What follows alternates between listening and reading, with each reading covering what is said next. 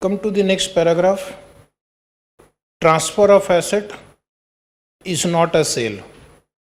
If it is not a sale, then do not derecognize the asset. Whatever proceed you will receive, you treat it as a financial liability in the books of the seller, and the financial liability will be further accounted under financial instrument standard. No sale will be recognized by the seller lessee. Okay, 4 points have understood. If there is a no sale, no selling profit also. Asset will continue in the books of the lessee. And what buyer will do? Now, since it is not a sale, means it is not a purchase also. So buyer will not recognize the transferred asset. This time don't debit the building account. Should recognize a financial asset equal to transfer proceed. So if you look at the previous question, he will just pass an entry financial asset account debit to bank account. He will pass an entry financial asset to bank 20 lakh, and lessee will pass an entry seller lessee bank account debit to financial liability. Bank account debit to financial liability. No purchase is recognized by the buyer lessor.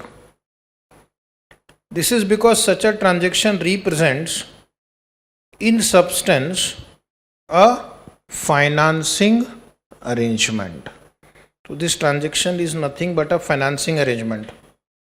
Hence you treat it like a loan given and loan taken. Okay. Now come to the disclosure part. Check in your notes disclosures. In the books of the lessee,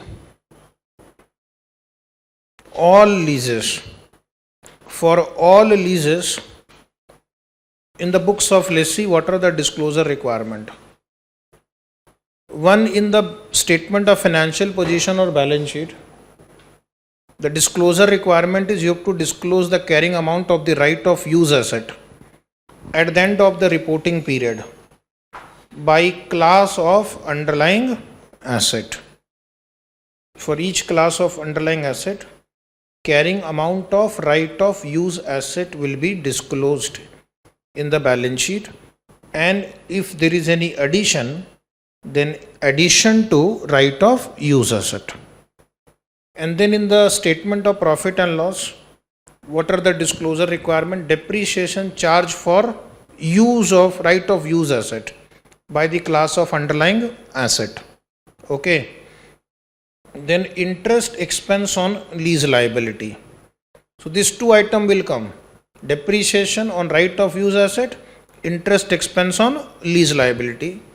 And those variable lease payment which are not a part of lease liability will also come as expense. For example, lease payment related to sale amount. Now this was not a part of lease liability here because it is not in substance fixed payment. So that expenditure is recognized when it is incurred. Then short-term lease expenses for such leases with a lease term greater than 1 month. Low value asset lease expense except for portion related to short-term leases. And income from subleasing right to use of asset. These are the income you earn from right of subleasing of the right of use asset. And gain and loss arising from, just now you solved one problem, sale and leaseback transaction. These are the items which will hit your profit and loss account. In the statement of cash flow, you have to give total cash outflow for leases. And what are the other quantitative and qualitative information you have to disclose? Maturity analysis of lease liability. Maturity analysis means which lease liability will mature in 1 year, 3 years, 5 years, like this. Then amount of lease commitment for short-term leases.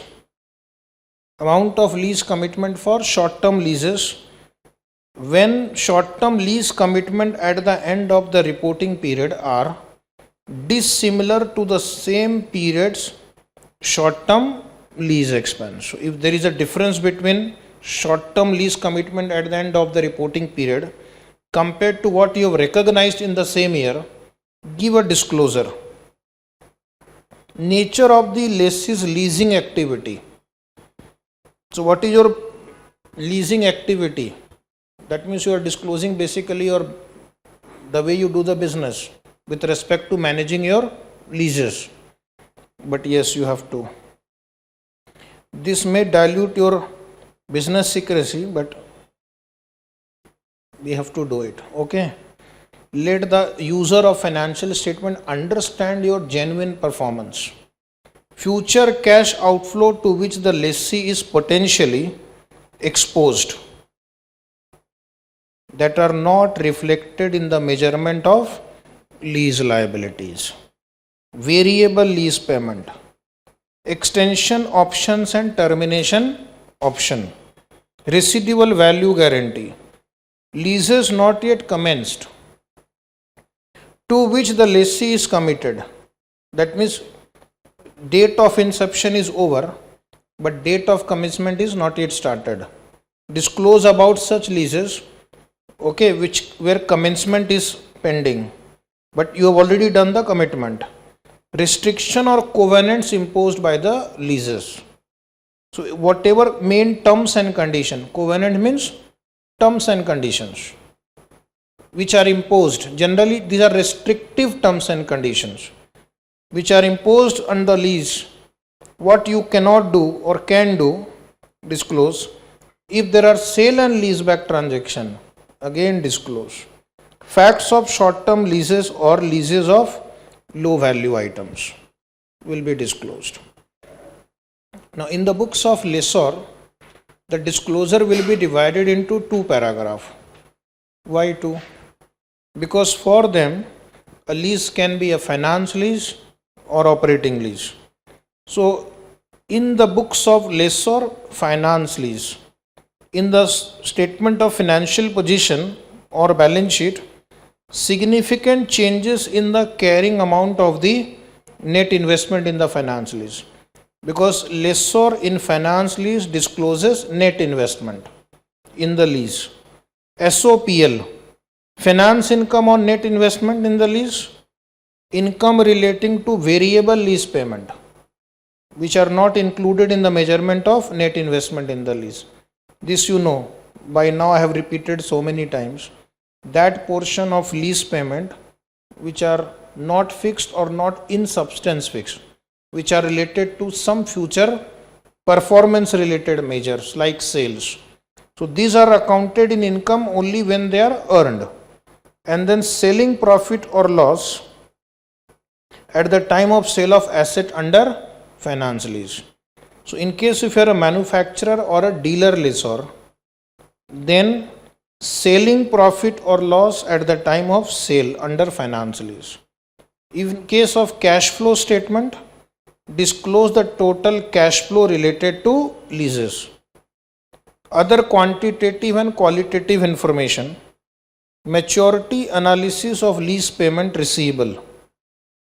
Here also we have to give the maturity analysis, that is different period, up to 1 year, 1 to 5 years and like this. Maturity analysis of lease payment receivable, showing the undiscounted lease payment to be received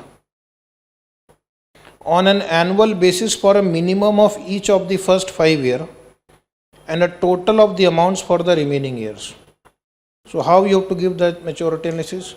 First 5 year individual figure, and after that total amount receivable, which will be an undiscounted amount. Okay. And then reconciliation will be given, that will be a discounted amount. So reconciliation of the undiscounted lease payment to the net investment in the lease. So that will be basically your present value, but you have to reconcile. Nature of the lessor's leasing activity. Disclose your leasing activity related active business. Risk management strategy. for the right it retains in the underlying asset. For example, buyback agreement, residual value guarantee. Lessor is exposed to the risk because he has given asset to somebody. So how does he manage his risk? So there can be a buyback arrangement, residual value guarantee, variable lease payment for use in excess of specified limits, etc. So these are the examples of your risk management strategy. Now come to disclosure in the books of lessor operating leases. In the statement of P&L account, lease income and income relating to variable lease payment that do not depend on an index or rate. So if you just understand the concept, every time in the P&L account, if you are a payer, you write lease expense. If you are a receiver, lease income. And one thing is common, those lease payment which are not fixed in nature or not in substance fixed payment, because they will be paid only on the happening of that event, that will be disclosed. Other quantitative and qualitative information, same thing, maturity analysis, nature of the lessor's leasing activity and lease risk management strategy. So this is about disclosure requirement. Now what about transitional provision? Transitional provision means entities were paying following earlier lease standard, which was in the Ind AS which number? Ind AS 17 and under IFRS IAS 17. The main difference is in the books of lessee, because earlier the lessee was following finance lease and operating lease classification. Now the lessee will only follow operating lease. Now the lessee will follow only lease, not operating or financing. And now under this standard, he will have to bring these two figures in his books on the date of transition. Right of use asset and lease liability. Is it right? So two transition approaches are allowed. Which two transition approaches are allowed? One is called full retrospective approach and the other is called modified retrospective approach. Under modified retrospective approach also, there are two options given to you, option 2A and option 2B. So first you come to this left side. Full retrospective approach. Restate comparative as if the standard was always applied. Okay. So suppose my financial year from which this standard is applicable is 2019-2020. Okay. Previous reporting period is 2018-19 comparative. So I will go to 1/4/18 under full retrospective approach. On 1/4/18 I will see which are the leases outstanding in the books of lessee right now, and you calculate right of use asset and lease liability as if you had followed this standard from the beginning. Is it right? So if suppose you had entered into lease 5 years ago, so 5 years ago first you calculate this two figure. You will be able to do that, assuming you will be able to do that, and then you depreciate from that period till 1/4/18, depreciate. You will get some figure here. Is it right? Depreciation, right of use asset. Suppose I had entered into a lease on 1/4/14. So on 1/4/14 first calculate what would have been the right of use asset depreciate it and bring it down to 1,418.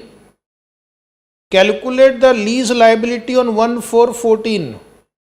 Again you do the accounting as if you had followed this new standard from 1,414, payment of lease rental deduct, interest accrued, add. You will reach some number here. Is it right? So as if you had followed this standard from the beginning, that way you will have to do the accounting. But since this can be very time consuming, costly affair, you are given an option 2. Do not change the comparative figure. So comparatives are not required to be changed. Okay. Difference between asset and liability recognized in opening retained earning at the transition date.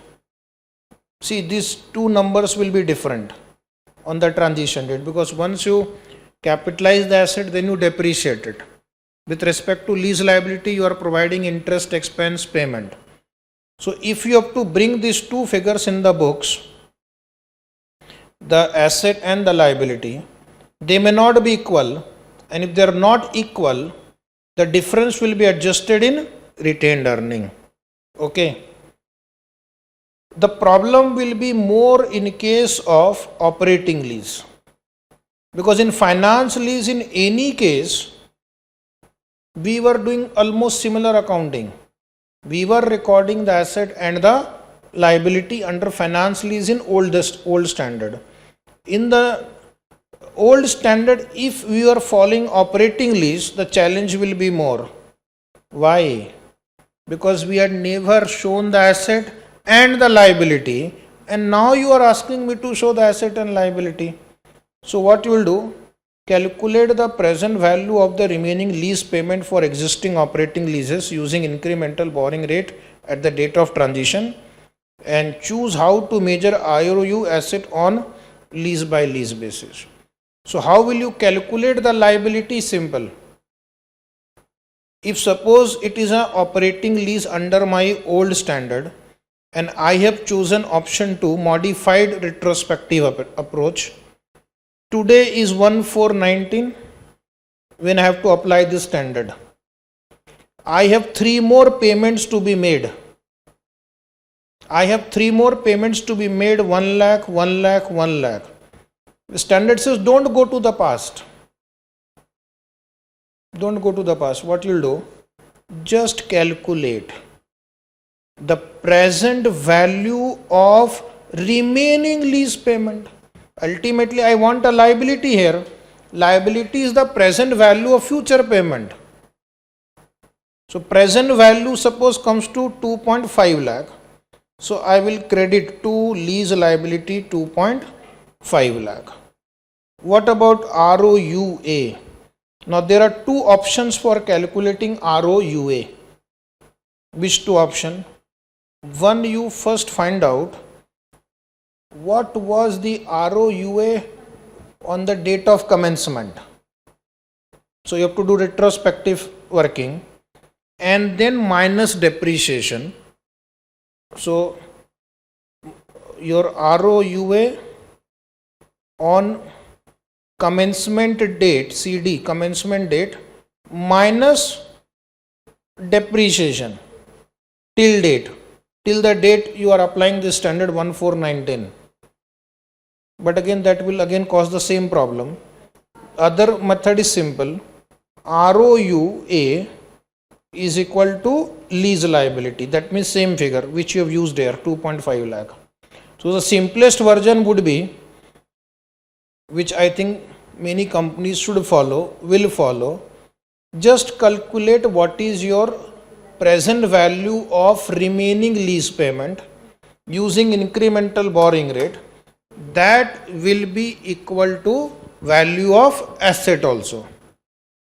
Or if you are more enthusiastic, lease liability take present value, asset value using retrospective approach. If you are even more enthusiastic, both figure from retrospective effect. Okay. So that is called transitional provision for the lessee. What about lessor? Don't do anything, because the standard is same for the lessor, more or less same. There are some minor adjustment here and there, but ignore all those minor differences, because earlier also the lessor was following operating lease and finance lease accounting using same principle. Now this standard is more detailed, more elaborate compared to the previous one. Like this standard uses the terms like termination option, which was not used in the previous standard. So it is more elaborate, but the basic concept is same. So the standard says don't do anything. You just carry with the same numbers. Okay. Only in case of sublease, because sublease was not there in the previous version. So in case of subleases, you will have to apply the standard. A lessor is not required to make any adjustment on transition for leases in which it is a lessor, and shall account for those leases applying the standard from the date of initial application, except in the case of subleases. But when I look at practically, very few companies use subleases. Is it right? So practical application will be very few for subleases. I inquired many people working in Big Four and other big companies. They say that this is only for you, for classwork and for student. Practically we don't come across this subleases kind of situation. Because normally no lessor would allow you to do that.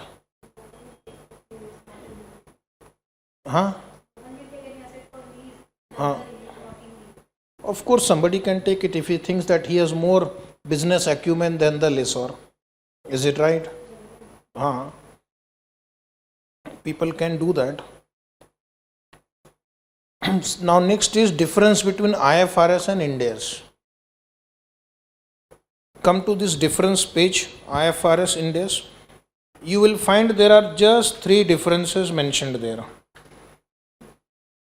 And that is because of that investment property treatment. In IFRS 16, which is saying that if a lessee applies fair value model for investment property in accordance with IAS 40, then it shall apply the fair value model for right of use asset that meets the definition of investment property. This we had discussed in the previous lecture also. There are 3 models permitted for right of use asset: cost model, fair value model, revaluation model. IFRS permits revaluation model, fair value model for investment property. But remember, Ind AS 40 does not allow you fair value model. Ind AS 40 only allows cost model. So therefore this option of measuring right of use asset at fair value for investment property is not available in case of Ind AS 116, because the investment property itself is measured using cost model under Ind AS 40. Next difference is not very important, only presentation difference. Presentation in balance sheet, right of use asset may be presented either separately in IFRS 16 or within the same line item within which the corresponding own asset would be presented. Similar option is available for presentation of lease liability. So either you present it as a separate line item or you present it along with similar owned asset. You can own a machine, you can take a machine on lease also. So this machine which is taken on lease can be presented separately or along with the owned asset. Right of use asset 116 and lease liability shall be presented on the balance sheet or disclosed in the notes separately from other assets and liabilities. So what is the difference? Difference is here, or within the same line item within which corresponding owned asset would be presented. But Ind AS 116 says it will be presented separately from other assets and liabilities, so that the user can understand easily that this asset is a right of use asset, leased asset. And there is one more difference in cash flow statement. Repayment of interest under IFRS 16 can be either presented as an operating activity or as a financing activity. But Ind AS 116 that in cash flow statement, interest payment on lease will be treated as a financing activity only. Okay. So there are no significant difference as such except that investment property. But that also I will say is not very significant. Why? Because who will follow fair value method for right of use asset? Chances are less, but still that difference is there. Now, the last part of this wonderful chapter, comparison with US GAAP.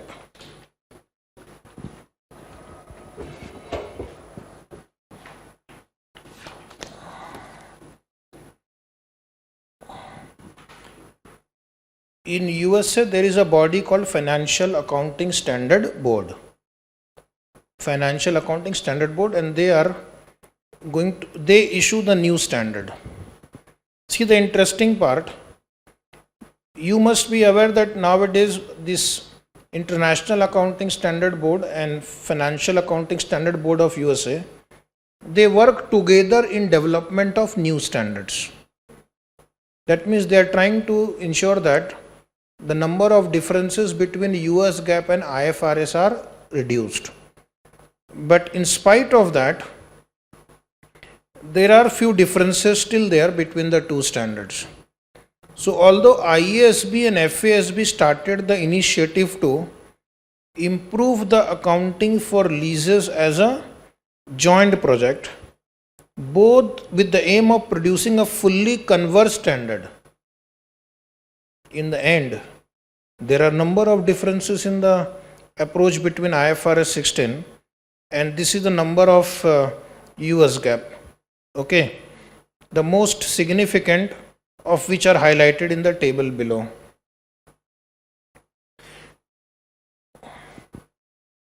So next is scope. Now scope includes leases of all assets, that we started with this chapter from this paragraph, and there was some exceptions. What about intangible asset? Leases, lessee can elect to apply the guideline to lease of intangible asset also.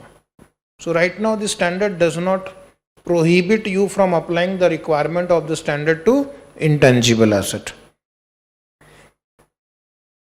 US GAAP is applicable to all property, plant and equipment, underline, except leases of intangible asset. So in US GAAP, leases of intangible assets are not covered. These are also not covered, but that we have seen in IFRS 16 also. This exploration and evaluation of mineral resources, biological asset, inventory, etc. Then leases of low value item.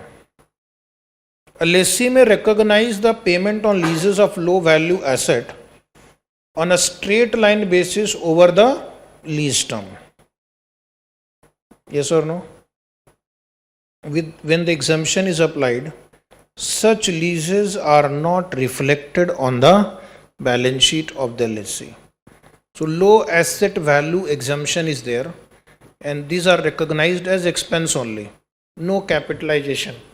What about US GAAP? There is no equivalent exemption under US GAAP. So there is no specific exemption under US GAAP, but in US GAAP what they have done, they have given some relaxation to the entity. That is, the entity will decide some cutoff limit, some threshold below which they can write off the asset. Same, but that is not a specific paragraph in the standard. Okay. FASB believes that an entity will be able to adopt a reasonable capitalization policy under which the entity will not recognize lease asset and liability that are below a certain threshold. Conceptually they are same, but here it is an officially included in the standard. Here it is not. But you can take the benefit of substance, materiality. Next discussion is lease accounting model. This is also more or less similar. So this will also help us to revise our IFRS 16 also to some extent. All leases will be on balance sheet except two items, short-term lease and lease of low value asset. In the books of lessee, there is no distinction between finance and operating lease. On the commencement date, the lease will be equal to lease obligation, which is present value of future lease payment not yet paid over the lease term, and an asset for its right to use the underlying asset equal to lease liability adjusted for any lease payment made at or before the lease commitment, lease incentive, and any initial direct cost. So this is day one accounting, commencement date accounting. Lease liability will be credited, right of use asset will be debited. The lessee will then use the effective interest rate method to subsequently account for the lease liability, and the right of use asset is generally amortized on a straight line basis. Okay. So this is like a small summary of what the lessee does in case of IFRS 16. US GAAP, all leases are on balance sheet, subject to exemption for short-term leases.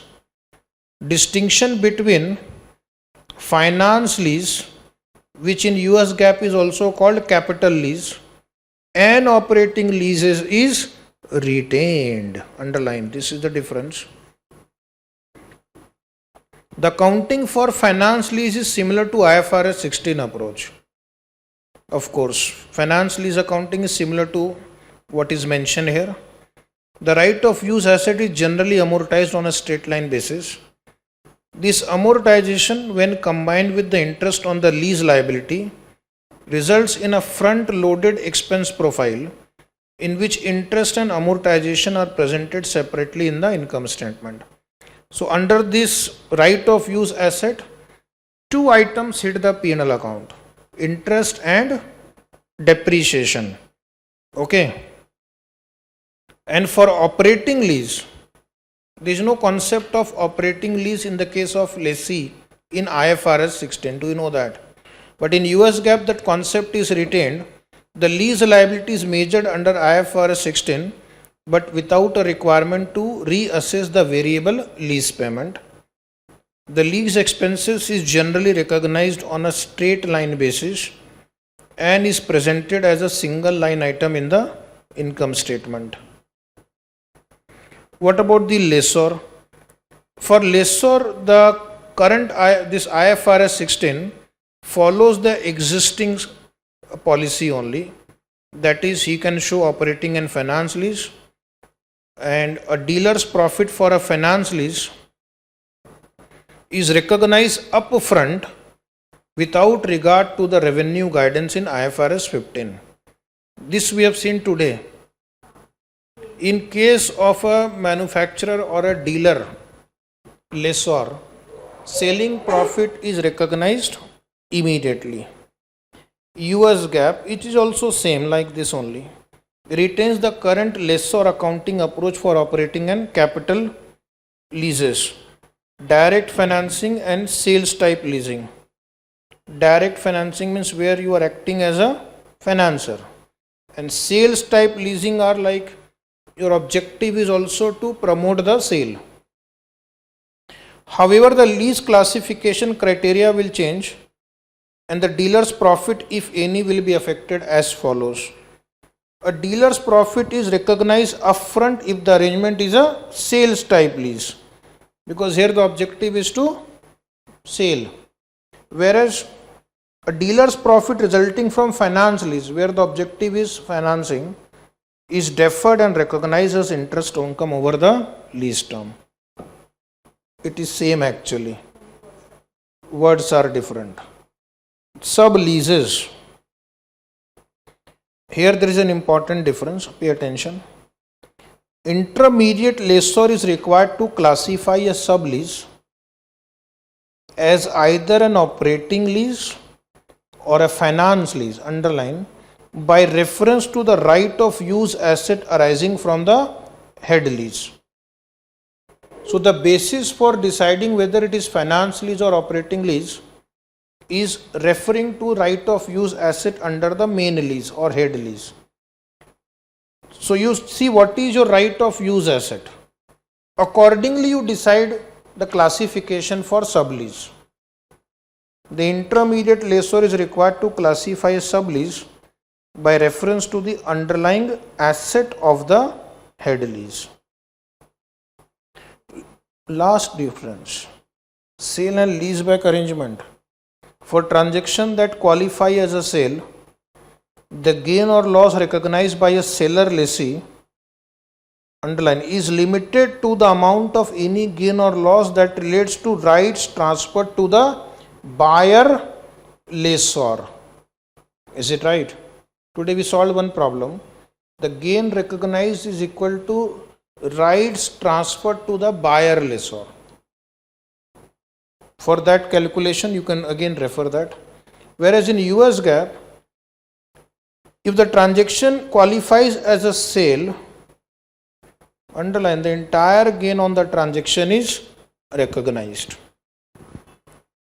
The entire gain on the transaction is recognized. Okay. Over.